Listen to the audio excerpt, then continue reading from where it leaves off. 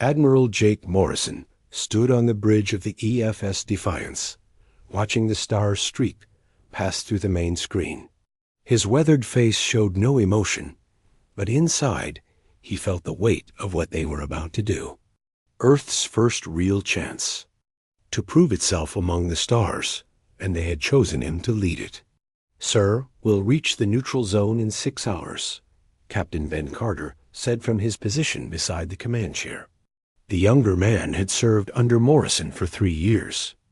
Now, and Jake trusted him more than most. "Good. Signal the fleet to maintain formation. I want us looking like proper diplomats when we arrive." Morrison's voice carried the authority of someone who had spent decades making hard decisions. He had fought in Earth's last major conflict, back when humans were still fighting each other instead of trying to make peace between alien races. Behind them, Dr. Lisa Grant looked up from her tablet. The diplomatic officer had been quiet for most of the journey, studying everything they knew about the 2 alien races they were supposed to help. "Admiral, I've been reviewing the files again. The Hegemony and Coalition have been at war for over 30 years, billions dead on both sides." Morrison nodded. He had read the same reports. What started as a trade dispute had grown into something that threatened to tear apart entire star systems. The aliens had tried everything to end it, but hatred ran too deep now. "What I don't understand," Dr. Grant continued, "is why they asked us. We've barely had space travel for 50 years. Most alien races still think we're primitives who just learned to leave our own planet." Captain Carter smiled grimly. "Maybe. That's exactly why they picked us. Neither side thinks we're smart enough to trick them." The 3 humans shared a look. If only the aliens knew what they were really bringing to this peace conference. Morrison had been there when Earth's leaders made the decision. The message had come through the new quantum communication system, delivered simultaneously by both. Warring factions. Each side wanted Earth to mediate their conflict. Believing humans would be easy to control and manipulate, the president had called an emergency meeting. Morrison remembered sitting in that room, listening to politicians argue about whether they should get involved in an alien war. Some wanted to stay neutral, keep Earth safe. Others saw an opportunity. "This could be our chance," the Secretary of Defense had said. "Show the galaxy that Earth is more than just another backward planet." Morrison had stayed quiet during most of the debate. His job was military strategy, not politics. But when they asked for his opinion, he had been direct. "If we're going to do this, we do it right. No half measures. We go in strong enough to make both sides listen, or we don't go at all." That was how the diplomatic fleet had been born. On paper, it looked like exactly what the name suggested. 12 ships carrying diplomats, scientists, and support staff to help negotiate peace. The kind of small, peaceful mission that wouldn't threaten anyone. In reality, it was the most powerful battle group Earth had ever assembled. The EFS Defiance alone carried enough firepower to level a city. Her hull looked smooth and diplomatic, but hidden beneath were weapon systems that the aliens had never seen before. The other ships in the fleet were the same, built to look harmless, while packing enough military strength to handle whatever they might face. "Admiral," the communications officer called out, "we're receiving a transmission from Earth Command." "Put it through." The screen flickered, and Ambassador Helen Torres appeared. Even through the quantum link, her presence filled the bridge.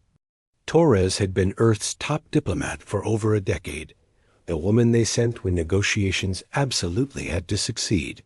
"Admiral Morrison, I trust your journey has been smooth." "Yes, ma'am. We'll be in position in 6 hours." Torres nodded. "Good. I've just finished reviewing the latest intelligence reports. Both the Hegemony and Coalition have representatives waiting at the neutral station.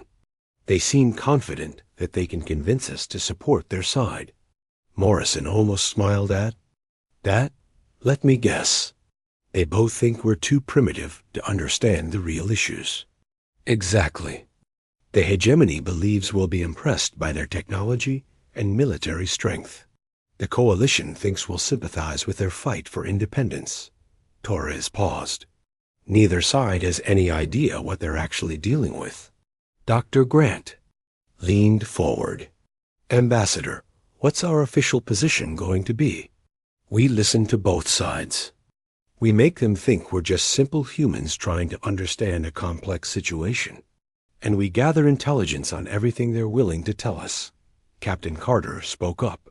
And if they decide they don't want to play nice? Torres' expression hardened. Then they learn why Earth sent a war fleet instead of a peace delegation. After the transmission ended, Morrison stood alone on the bridge. Most of the crew had gone to prepare for arrival, leaving him with his thoughts. Through the main screen, he could see the other ships in his fleet maintaining perfect formation. The EFS Courage flew off their starboard side. Her captain, Sarah Kim, one of the finest tactical minds in Earth's Navy. Behind them came the EFS Unity, loaded with Marines under Colonel Alex Turner's command. Each ship looked peaceful enough, but Morrison knew what they could really do. He thought about the message that had started all this. Two alien races, locked in a war that was destroying them both, asking primitive humans to help make peace. They probably expected Earth to send some minor official with a small escort, someone they could push around and control. Instead, they were getting Admiral Jake Morrison and the combined might of Earth's most advanced military technology. Sir? Dr. Grant's voice brought him back to the present. I've been thinking about our approach. These aliens have been fighting for 30 years. They're not going to trust each other, and they probably won't trust us either. Morrison turned to face her. What's your recommendation? We play the part they expect at first. Act like we're impressed by their technology, confused by their complex history. Let them think they're the advanced civilizations dealing with primitive humans. And then? Dr. Grant smiled. Then we show them what humans really think about bullies who pick on civilians. Morrison nodded approvingly. Grant had been studying the war files, but she had also been reading the intelligence reports about what sides had done to innocent populations. Cities bombed, colonies destroyed, millions of non-combatants killed in the name of victory. That was going to end, one way or another. Admiral, we're approaching the neutral zone, Captain Carter announced. Morrison returned to his command chair. Through the screen, he could see the massive space station that would host the peace talks. It was bigger than anything Earth had built, a testament to the engineering skills of the races that had constructed it decades ago for exactly this purpose. Signal the fleet. We go in looking like diplomats, but ready for anything. Yes, sir. As the Defiance approached the station, Morrison felt the familiar calm that came before important missions. In a few hours, they would dock and begin the process that was supposed to bring peace to two warring civilizations. The aliens thought they were getting mediators they could control. Instead, they were about to meet the human race's first real representatives to the galaxy. And humans had very different ideas about how to handle bullies. Docking bay control is giving us clearance, the pilot reported. Morrison straightened in his chair. Take us in, Captain. It's time to show the galaxy what Earth is really made of. The docking bay of the neutral station was massive, easily 10 times larger than anything Earth had built. Admiral Morrison walked down the ramp of the EFS Defiance with careful, measured steps. Behind him came Dr. Lisa Grant and Ambassador Helen. Torres, both dressed in formal diplomatic uniforms that made them look exactly like what the aliens expected to see, what the aliens could not see, were the weapons hidden beneath those uniforms, or the combat modifications built into their seemingly innocent equipment. A delegation waited for them in the center of the bay. Morrison had studied their files during the journey, but seeing them in person was different. The hegemony representatives stood tall and proud, their dark blue skin gleaming under the station's lights. Their leader, General Marcus Stone, wore a military uniform covered in medals that probably represented victories over coalition forces. On the other side of the bay, the coalition delegation clustered together like they expected an attack at any moment. Their leader, Counselor Nina Hayes, had the pale green skin and large eyes typical of her species. She watched the hegemony group with obvious hatred. Between the two groups stood the station's administrator, a member of one of the few truly neutral races left in the galaxy. He looked nervous, which Morrison understood completely. This station had hosted peace talks before, and most of them had ended badly. "Welcome to Harmony Station," the administrator said in accented English. "I am Director Walsh. We are honored that Earth has agreed to mediate this important discussion." Morrison nodded politely. "Thank you, Director. We hope we can help both parties find a peaceful solution." General Stone stepped forward, his voice carrying the authority of someone used to being obeyed.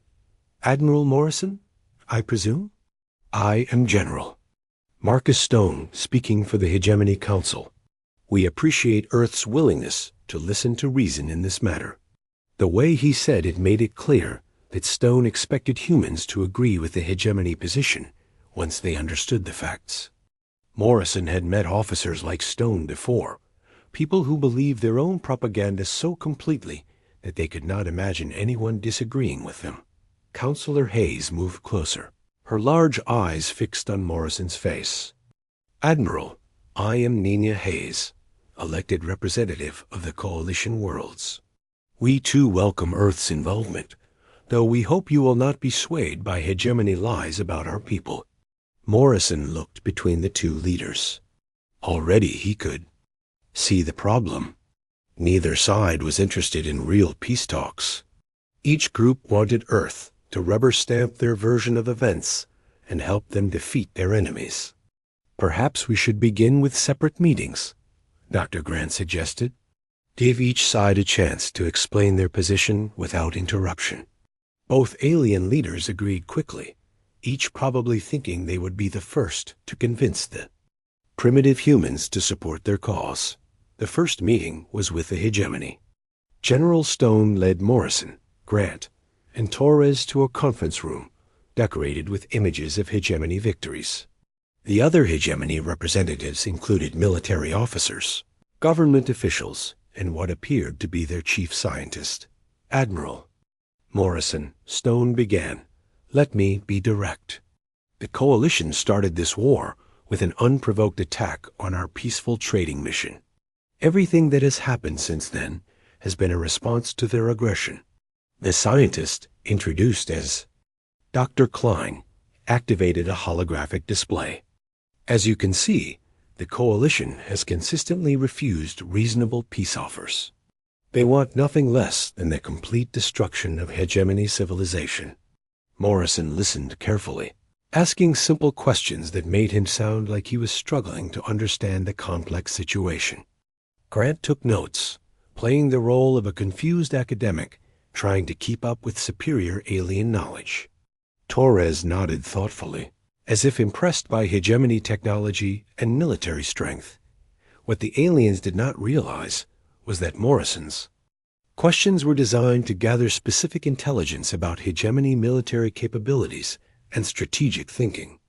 Grant's notes contained detailed analysis of their weapon systems and tactical doctrine. Torres was memorizing the personality profiles of each hegemony leader. "This is all very enlightening," Morrison said when the presentation ended. "We'll need time to study everything you've shown us." Stone smiled, clearly believing he had made a good impression. "Of course, Admiral. Take all the time you need. I'm confident that once you understand the facts, you'll see that the hegemony represents order and civilization in this sector." The meeting with the Coalition was held in a different conference room, this one decorated with images of Coalition worlds and their diverse populations.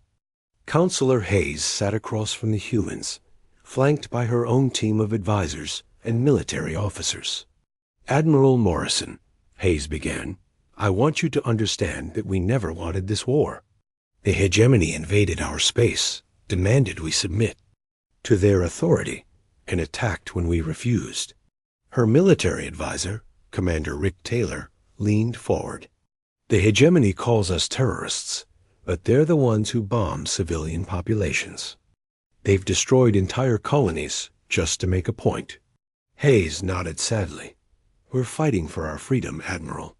The right to govern ourselves, to maintain our own culture, to raise our children without hegemony interference." Again, Morrison asked careful questions while Grant and Torres played their roles.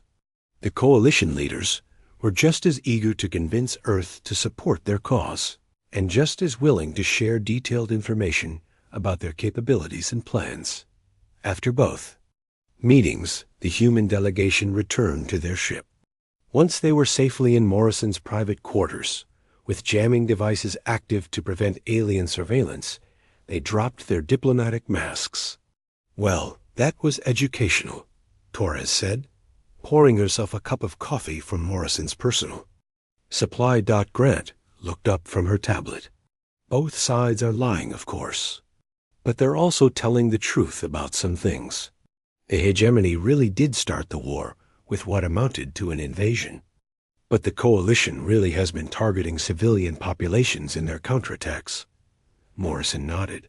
"What's your assessment of their military strength?" "The hegemony has better technology and more ships," Grant replied. "But the coalition has better intelligence and more motivated troops. It's a classic case of an occupying force versus a resistance movement." Torres set down her coffee cup. "The real problem is that both sides have convinced themselves they're the good guys. Stone genuinely believes the hegemony is bringing order to chaos. Hayes genuinely believes they're fighting for freedom against oppression. And they're both willing to keep fighting until one side is completely destroyed." Morrison added.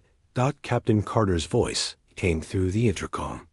"Admiral, we're receiving reports of a skirmish in the outer system. Both fleets are moving to investigate." Morrison stood up. "How convenient. Perfect timing for something to go wrong, just as peace talks are starting." They returned to the bridge to find the main screen showing tactical displays of ship movements throughout the system. Two small fleets, one from each faction, were approaching each other near the system's edge. "Sir," the communications officer reported, "both sides are claiming the other fired first." Through the diplomatic channel, Director Walsh's voice crackled with stress. "Admiral Morrison, both delegations are demanding that their fleets be allowed to respond. They say they cannot negotiate while under attack." Morrison looked at his senior staff. This was exactly the kind of incident that had derailed previous peace talks. Each side would blame the other, demand the right to defend themselves, and within hours they would be shooting at each other again. "Admiral," Dr. Grant said quietly, "this might be our chance to show them what we're really capable of." Morrison considered the options. They could try to mediate the dispute through diplomatic channels, probably failing like every previous attempt. They could stay neutral and watch the peace talks collapse before they really began. Or they could do something that no one expected from primitive Earth diplomats. "Captain Carter, signal the fleet. Battle stations, but keep our weapons powered. Down. We're going to go have a talk with both of those fleets." "Sir?" Carter looked confused. Morrison smiled grimly. "Time to show our new friends that humans have their own ideas about how to handle bullies. And it's time both sides learned that Earth didn't send diplomats to this conference." The EFS Defiance moved through space faster than either alien fleet expected. Admiral Morrison stood on the bridge, watching the tactical display as his ship approached the area where hegemony and coalition forces were facing off against each other. "Distance to engagement zone?" Morrison asked. 2 minutes, sir," Captain Carter replied. "Both alien fleets are holding position. but their weapons are powered up. Morrison nodded. Through the communication system, he could hear both fleet commanders arguing with each other, each claiming the other side had fired first. It was exactly the kind of incident that had ruined peace talks for 30 years. "Admiral," Dr. Grant said from her position at the diplomatic station, "both sides are demanding we choose which fleet to support. They want us to help them fight." Of course they do." Morrison turned to face the main screen. Commander Rick Taylor signaled both fleets. "Tell them Earth is coming to investigate." The response came immediately. General Stone's voice filled the bridge from the hegemony fleet. "Admiral Morrison, coalition terrorists have attacked our patrol. We require immediate assistance to defend ourselves." Before Morrison could respond, Counselor Hayes spoke from the coalition fleet. "Admiral, hegemony forces entered our territory without permission. We acted in self-defense and need your support." Morrison looked at Captain Carter. "Are you getting clear sensor readings on both fleets?" "Yes, sir." "And Admiral, neither fleet fired first. They're both lying." Morrison was not surprised. What he saw on the tactical display was two groups of ships posturing at each other, trying to provoke the other side into making the first move. Both fleets wanted to restart the fighting, and both wanted Earth to blame their enemies for it. "Signal the fleet," Morrison ordered. "All ships move to intercept positions. I want us between those fleets in 30 seconds. "Sir," Carter said carefully, "our orders were to avoid military engagement." Morrison smiled. "We're not engaging anyone, Captain. We're just going to have a conversation." The human fleet moved with precision that surprised both alien forces. Within moments, Earth's 12 ships had positioned themselves directly between the two hostile fleets, close enough that neither side could fire without risking hitting the human vessels. "What are they doing?" General Stone's voice crackled with confusion over the communication channel. Morrison activated the fleet-wide communication system. "This is Admiral Morrison of the Earth Diplomatic Fleet. Both fleets will power down weapons and withdraw to minimum safe distance immediately." "Admiral Morrison," came Stone's reply, "you don't understand the situation. The Coalition has committed an act of war." Counselor Hayes responded instantly. "The hegemony is lying. They invaded our space, and we defended ourselves." Morrison looked at his tactical officer. "Lieutenant Commander Pete Johnson, are you ready?" Johnson grinned. "Yes, sir." Stealth drones deployed and recording everything. What neither alien fleet knew was that Earth's ships had been watching the entire incident from the moment it started. Advanced sensors and stealth technology that the aliens did not know existed had recorded every movement, every communication, every weapon charging. "Cycle. General Stone, Counselor Hayes," Morrison said calmly. "I have complete sensor logs of this entire incident. Neither fleet fired on the other. Both fleets have been trying to provoke an attack that would restart the war and end the peace talks." Silence filled the communication channel. Morrison continued. "Furthermore, both fleets have been broadcasting false distress signals to their home governments, claiming to be under attack when no shots have been fired." "That's impossible," Stone protested. "Your technology isn't advanced enough to monitor our communications." Morrison turned to his communications officer. "Play back the last 10 minutes of hegemony fleet communications." The bridge speakers filled with Stone's own voice, clearly heard giving orders to his ships to make the coalition fleet think they were preparing to attack. Then Hayes' voice followed, ordering her ships to do exactly the same thing to the hegemony fleet. "How did you record that?" Hayes demanded. "Our communications are encrypted." "Your encryption is adequate for 30-year-old technology," Morrison replied. "Earth has made some improvements since then." Captain Carter leaned close to Morrison. "Sir, both fleets are requesting permission to withdraw." Morrison shook his head. "Not yet. We're not done with our conversation. He activated the communication system again. General Stone, your fleet records show that you have fired on civilian populations in the Coalition territory. Counselor Hayes, your fleet records show the same thing in hegemony space. Both of you have been committing war crimes while claiming to fight for justice. The silence stretched longer this time. Dr. Grant looked up from her station. Admiral, I'm detecting weapons charging on both fleets. Morrison was not surprised. Cornered bullies usually tried to fight their way out when they could not lie their way out. All ships, Morrison ordered, activate defensive systems. What happened next made both alien fleets stop and stare. The 12 human ships suddenly looked completely different. What had appeared to be smooth diplomatic vessels now bristled with weapons and defensive systems that neither alien race had ever seen before. Energy shields flared to life around each ship, and weapon ports that had been hidden behind false hull plating swung open to reveal advanced military hardware. This is impossible, Stone whispered over the communication channel. Morrison's voice remained calm. General Stone, Counselor Hayes, let me explain something about Earth's approach to diplomacy. We believe in peace through strength. We came here to help you end this war, but we came prepared to end it ourselves if necessary. On the tactical display, Morrison could see both alien fleets backing away from the human ships.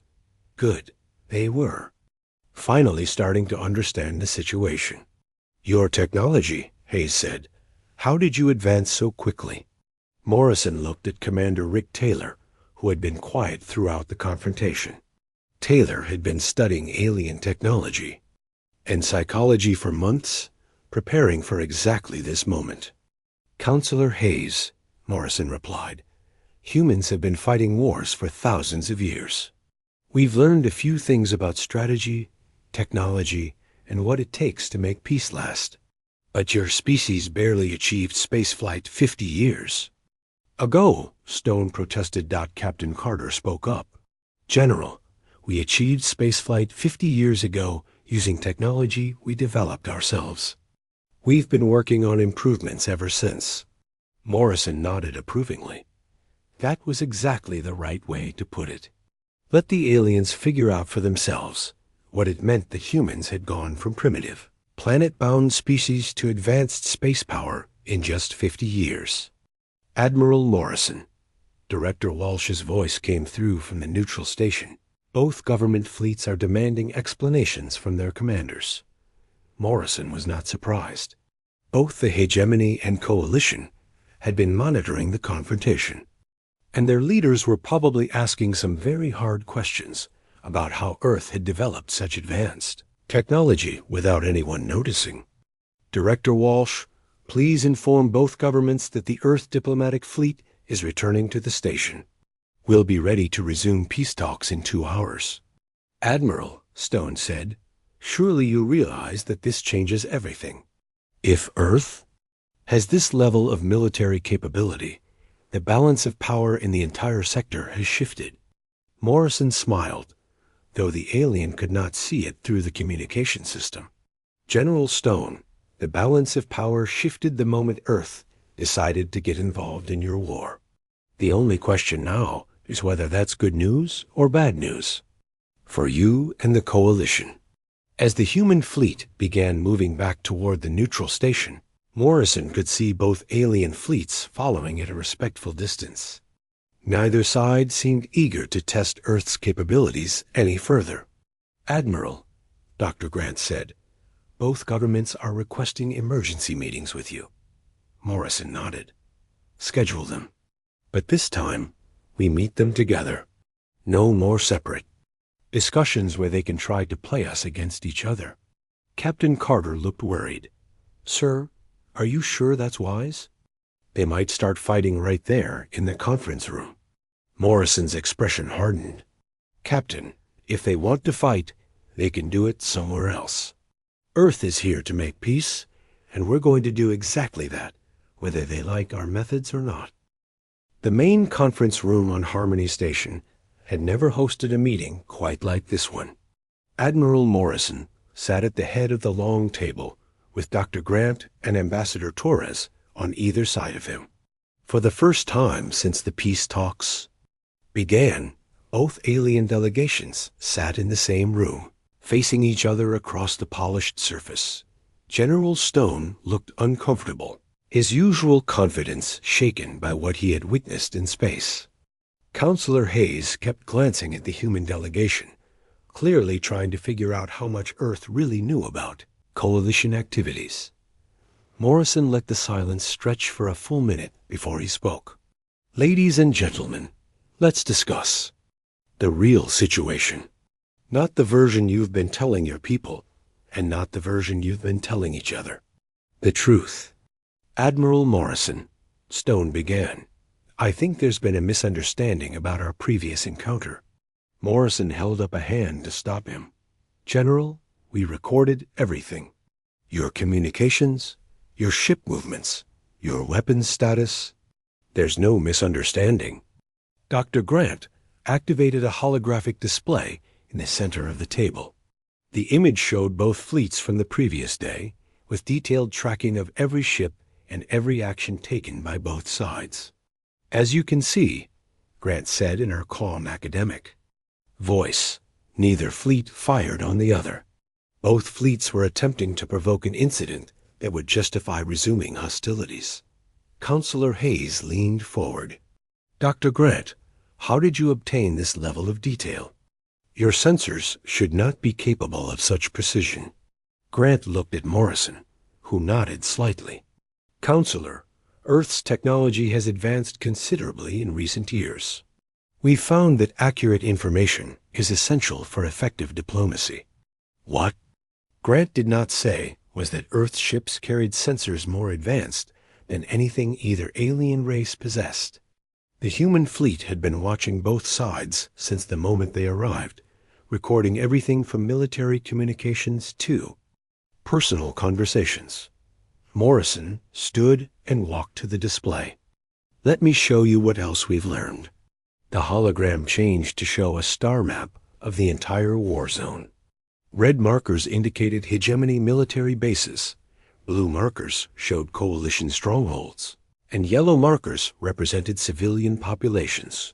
"Over the past 30 years, Morrison said, both sides have deliberately targeted civilian populations. The hegemony has destroyed 17 coalition colonies with a combined population of over 50 million. The coalition has bombed 23 hegemony cities, killing approximately 40 million civilians." Stone's face flushed with anger. Those were legitimate military targets. The coalition uses civilian facilities to hide military assets. Hayes stood up quickly. "That's a lie. The hegemony bombs civilian targets to terrorize our people into surrender." Morrison did not raise his voice, but something in his tone made both aliens sit down immediately. "General Stone, Counselor Hayes, I have detailed records of every attack. Most of the targets you destroyed had no military value whatsoever." The hologram zoomed in on specific incidents. Morrison had studied each one during the journey to the neutral zone, and what he found had convinced him that both sides deserved whatever was coming to them.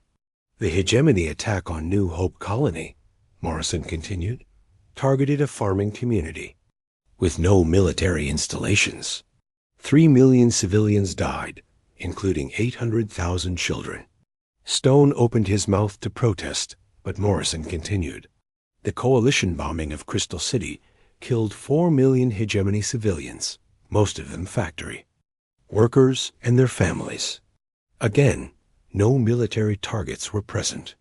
The room fell silent. Both alien leaders looked uncomfortable, but neither tried to deny what Morrison was saying. Ambassador Torres spoke for the first time since the meeting began. "The question is not whether you've both committed war crimes. You have. The question is what you're going to do about it." "What do you mean?" Hayes asked. Torres smiled coldly. "We mean that this war ends now. Today. No more attacks, no more dead civilians, no more excuses." General Stone laughed, but it sounded forced. Ambassador. Torres, with respect, Earth doesn't have the authority to end our war. You're mediators, not rulers. Morrison returned to his seat. General, let me explain something about how Earth approaches problems like this. He activated his personal communicator. Captain Carter, please show our guests what we've been working on. Through the station's main viewing port, both alien delegations could see the human fleet in orbit. But now there were more ships than before. Many more ships. The Second Earth Fleet arrived 2 hours ago, Morrison said calmly. Admiral, Susan Blake is commanding 36 additional vessels, including some that we've never shown to anyone before. Stone stared through the viewing port. That's impossible. Our intelligence reports said Earth had fewer than 50 operational warships. Morrison smiled. Your intelligence reports were based on what we wanted you to see. Earth has been building ships for 20 years, General. We just haven't told anyone about most of them. Hayes looked pale. How many ships do you have? Enough, Morrison replied. The question is whether we need to use them. Dr. Grant leaned forward. Both of your governments have been contacted by Earth Command. They've been informed that the war will end within 48 hours, either through negotiated peace or through direct intervention. You can't do that, Stone protested. The Galactic Council has laws about interference in sovereign conflicts. Ambassador. Torres laughed. General, the Galactic Council asked us to mediate this conflict. They gave us full authority to take whatever steps were necessary to restore peace. Morrison nodded. What they didn't expect was that Earth would interpret that authority quite broadly. The holographic display changed again, now showing both alien home systems. Red targeting indicators appeared over major military installations, government, buildings, and fleet bases. We have ships in position throughout both your territories, Morrison said. Every major military installation, every government facility, every fleet base is currently under observation by Earth forces. Stone shot to his feet. That's an act of war. Morrison's voice remained calm. General, we're not at war with anyone. We're peacekeepers, remember? But peacekeepers need to be prepared for any situation. Hayes stared at the display. You're saying you could destroy our military forces whenever you choose. We're saying we're prepared to enforce peace, Dr. Grant replied. Whether that requires. Destroying your military forces depends on your decision. Morrison stood again. Let me be very clear about what's going to happen. Both of your governments will sign a ceasefire agreement within 24 hours. All military operations will cease immediately. All ships will return to your respective territories and remain there until a permanent peace treaty is negotiated. And if we refuse? Stone asked. Morrison looked at him with the expression he had once used on enemy commanders during Earth's last war. General, you've been fighting this war for 30 years. Your fleets are worn down, your economies are exhausted, and your people are tired of dying. Earth's military is fresh, well-equipped, and has been designed specifically to handle this kind of situation. He paused to let that sink in. If you refuse, we will disable every military vessel in both fleets. We will occupy every government building in both territories. And we will remain there until you agree to make peace. Hayes looked shocked. You would invade our worlds? We would liberate them, Torres corrected, from leaders who have been sending their people to die in a pointless war for 3 decades. Morrison returned to his seat. We prefer the easy way. You agree to peace, we help you negotiate the details, and Earth returns to its own territory. Once everything is settled, what if we choose the hard way? Stone asked. Morrison's smile was not pleasant. General, Earth has been preparing for interstellar conflict since we first learned about your war. We've had 30 years to study your tactics, your technology, and your weaknesses. We know exactly how to defeat both your fleets, and we can do it without destroying your civilian populations." The room fell silent again. Both alien leaders seemed to be considering their options, neither of which were particularly appealing. "You have 6 hours to contact your governments," Morrison said finally. 6 hours to decide whether you want peace or occupation. After that, Earth stops asking politely. As both delegations filed out of the conference room, Morrison remained seated. Dr. Grant and Ambassador Torres stayed with him, waiting until they were alone. "Think they'll agree?" Grant asked. Morrison looked out at the human fleet through the viewing port. "They'll agree. They don't have any choice." 6 hours later, Admiral Morrison stood in the same conference room, but everything had changed. General Stone sat quietly at the table, no longer the proud military commander who had arrived days earlier. Counselor Hayes looked exhausted, her large eyes red from what appeared to be hours of difficult conversations with her government. Both alien leaders had spent the time frantically communicating with their home worlds. Morrison knew this because Earth's ships had been monitoring every transmission, though he saw no reason to mention that fact. Ambassador Torres entered the room carrying a datapad, followed by Dr. Grant and several other human officials.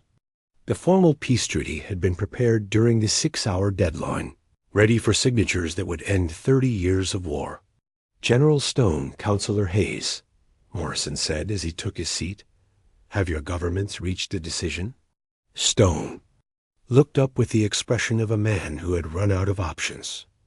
"The Hegemony Council has agreed to your terms. We will sign the ceasefire agreement." Hayes nodded slowly. "The Coalition Assembly has also voted to accept Earth's proposal. We agree to end hostilities immediately." Morrison felt a moment of satisfaction, but he kept his expression neutral. This was only the beginning. Getting both sides to stop shooting at each other was the easy part. Making sure they stayed peaceful would be much harder. "Excellent," Torres said, placing the datapad on the table. "The treaty includes several important provisions that both governments have already reviewed." Dr. Grant activated the holographic display to show the key points of the agreement. First, all military operations cease immediately. All ships return to home territory within 72 hours. Stone raised his hand slightly. "Admiral Morrison, what about our forward bases? Some of our facilities are deep in Coalition space." "They will be evacuated," Morrison replied. "Earth will provide safe passage for all personnel, but the bases themselves will be transferred to Coalition control." Hayes looked surprised. "What about our bases in Hegemony territory?" "Same thing. Complete. Withdrawal to your original borders." Morrison stood and walked to the display. Second provision, reparations. Both governments will pay compensation for civilian damages caused during the war. "How much?" Stone asked. "The amount will be determined by an Earth tribunal after full investigation of all incidents. Both sides will cooperate completely with the investigation." Hayes leaned forward. "Who will oversee this process?" "Earth will," Grant replied. "We'll establish monitoring stations throughout both territories to ensure compliance with all treaty provisions." Morrison could see both aliens thinking about the implications of that. Earth ships permanently stationed in their space, watching everything they did. It was not exactly occupation, but it was close. Third provision, Torres continued, war crimes tribunals. All military and civilian leaders responsible for attacks on civilian populations will be tried by Earth courts. Stone went pale. "Admiral Morrison, surely you don't expect us to hand over our own officers for trial." Morrison's voice remained calm, but carried an edge of steel. "General, war crimes were committed by both sides. Justice will be served, one way or another." "What does that mean?" Hayes asked. "It means you can cooperate with the tribunal process, or we can arrest the suspects ourselves. Torres replied. Your choice. The fourth provision was what Morrison considered the most important. Both governments will reduce their military forces by 75% within 1 year. Earth will monitor compliance and provide security assistance during the transition. 75%? Stone looked shocked. That would leave us defenseless. Morrison smiled slightly. General, you'll be defended by Earth forces, much more effectively than your current military. I might add. Hayes studied the treaty document. What about our internal security? We need ships to patrol our own territory. Earth will provide patrol vessels and crews until your reduced fleets are operational, Grant explained. We'll also train your remaining personnel in non-violent conflict resolution. Morrison could see both leaders struggling with the reality of their situation. They were giving up their military independence in exchange for peace, but they had no real choice in the matter. There's one more provision, Torres said. Both governments will establish joint civilian councils to resolve future disputes. Earth will mediate any disagreements that the councils cannot handle themselves. Stone shook his head. You're asking us to completely restructure our governments. We're asking you to learn how to solve problems without killing people, Morrison replied. It's a skill humans have found very useful. The signing ceremony was brief. Both alien leaders put their names on the treaty with obvious reluctance, but they signed nonetheless. Morrison added his own signature as Earth's representative, officially ending the longest war in recent galactic history. As the aliens prepared to leave, Morrison stood to address them one final time. General Stone, Counselor Hayes, I want both of you to understand something. Earth didn't come here to conquer your territories or rule your people. We came here to stop a war that was destroying entire civilizations. He paused, looking at each alien leader in turn. Your people deserve better than 30 years of constant warfare. They deserve the chance to build something instead of just destroying it. Hayes spoke quietly. Admiral Morrison, what happens if we break this treaty? Morrison's expression hardened. Counselor, Earth has invested considerable resources in ending this war. We don't intend to let it start again. And if some of our people refuse to accept peace, then they'll discover why Earth's military has a reputation for being very thorough, Torres replied. After both delegations left, Morrison remained in the conference room with his senior staff. Through the viewing port, he could see both alien fleets preparing to depart for their home territories, escorted by Earth ships to ensure they actually went where they were supposed to go. Doctor, Grant looked up from her datapad.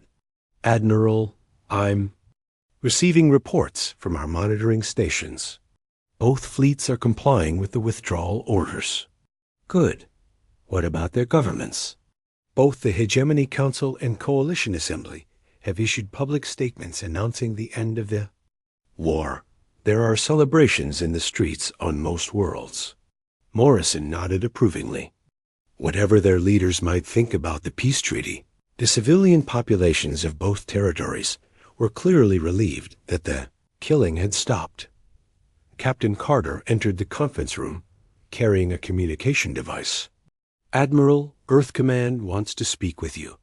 The holographic display activated to show President John Mitchell in his office back on Earth. Behind him, Morrison could see other government officials, all looking pleased with the results. Admiral Morrison, the President said, congratulations on a job well done. The entire galaxy is talking about what happened at Harmony Station. Thank you, Mr. President. The situation is stable for now, but we'll need to maintain a significant presence here for several years. Mitchell nodded. Already approved. Admiral Blake will establish permanent peacekeeping stations throughout both territories. You and your fleet can return to Earth once the transition is complete. Morrison looked out at the stars through the viewing port. Mr. President, I think we've proven that Earth belongs in galactic politics. Indeed we have. Admiral, The Galactic Council has already requested meetings to discuss Earth's new role as a peacekeeping force. Apparently, several other conflicts could benefit from our unique approach to diplomacy.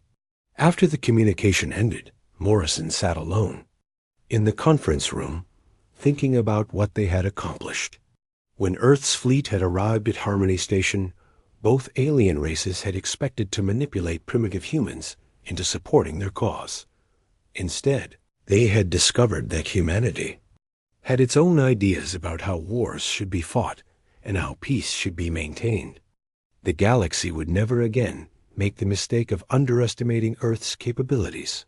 Morrison smiled as he watched the last of the alien ships disappear into hyperspace, escorted by Earth vessels that would make sure they reached their destinations safely. The war was over, and humanity had announced its arrival on the galactic stage in a way that no one would ever forget.